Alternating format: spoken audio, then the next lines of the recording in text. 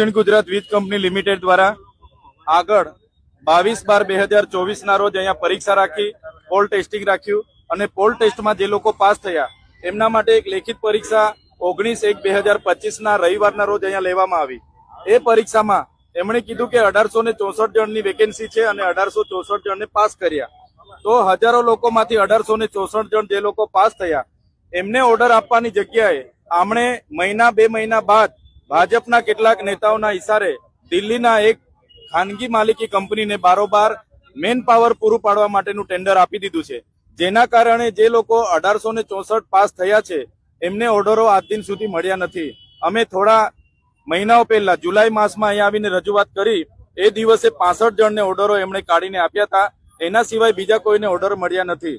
તો અમારે સરકારશ્રીને વિનંતી છે કે જે ભરૂચ, નર્મદા, સુરત અને વલસાડના ઉમેદવારોએ પરીક્ષા પાસ કરી છે એ 1864 લોકોને વર્ક ઓર્ડર આપવામાં આવે, એમને નોકરીમાં લેવામાં આવે એવી અમારી માગણી છે।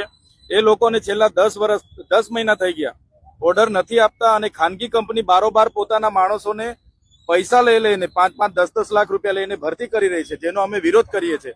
જે લોકો સરકારના પરિપત્ર મુજબ એમની પરીક્ષામાં પાસ થયા છે એમને જ નોકરીના ઓર્ડર આપવામાં આવે એવી અમારી માંગણી છે।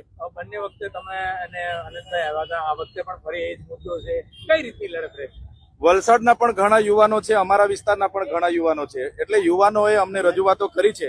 આજે પણ આનંદભાઈ પણ આવે છે, અમે પણ છે, અમારી સુરતની પૂરી ટીમ છે, અમારા મહાનગરપાલિકાના વિરોધ પક્ષના નેતા પાયલબેન સાકરિયા છે, એમની કોર્પોરેટરોની પૂરી ટીમ છે, અમારું આખું સંગઠન છે।